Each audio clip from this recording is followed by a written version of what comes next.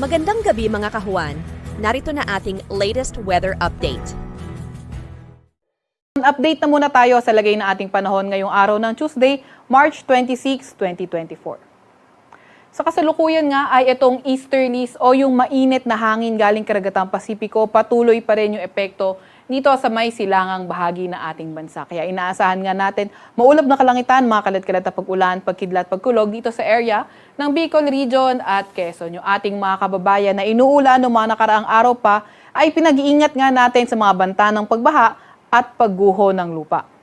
Samantalang para naman sa lagay ng panahon sa Metro Manila at sa nalalabing bahagi ng ating bansa, asahan naman natin better weather pero may mga tsansa pa nga rin tayo ng mga localized thunderstorms. Yung mga localized thunderstorms pwede mag-last as short as 10 minutes and as long as 2 to 3 hours in severe cases.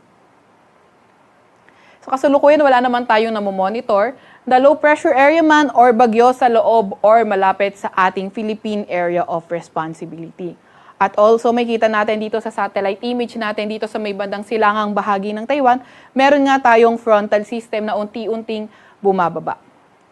Para naman sa lagay ng panahon bukas, asahan nga natin yung nabanggit nating frontal system, posibleng magdala ng maulap na papawirin, mga kalat-kalat na pag-ulan, pagkidlat, pagkulog dito sa may Cagayan, pati na rin sa may Isabela area.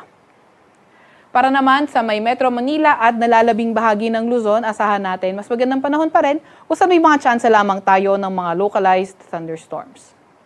Agwat ang temperatura sa Metro Manila bukas, 24 to 33 degrees Celsius, 16 to 26 degrees Celsius sa may Baguio, 22 to 31 degrees Celsius sa may Tagaytay, 24 to 32 degrees Celsius sa may Lawag, 23 to 33 degrees Celsius sa may Tugigaraw at 25 to 32 degrees Celsius naman sa may Legazpi.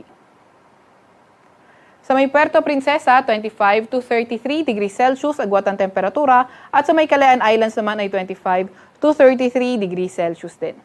Para naman sa lagay ng panahon sa may Visayas at Mindanao, inaasahan natin patuloy yung partly cloudy to cloudy skies condition na may chance nga lang ng mga localized thunderstorms. Agwat ang temperatura sa Metro Cebu, 32 to 26, gayon din naman 32 to 26 din sa may Iloilo City, 25 to 32 degrees Celsius sa may Tacloban at Cagayan de Oro. Sa may Davao naman ay 24 or 25 to 34 degrees Celsius at gayon din naman sa may Zamboanga.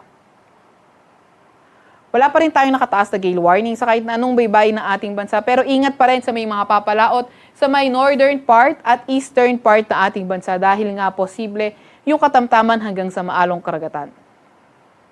Sa Kalakang, Maynila, ang araw ay lulubog ng 6:08 ng gabi at sisikat bukas ng 5:56 ng umaga.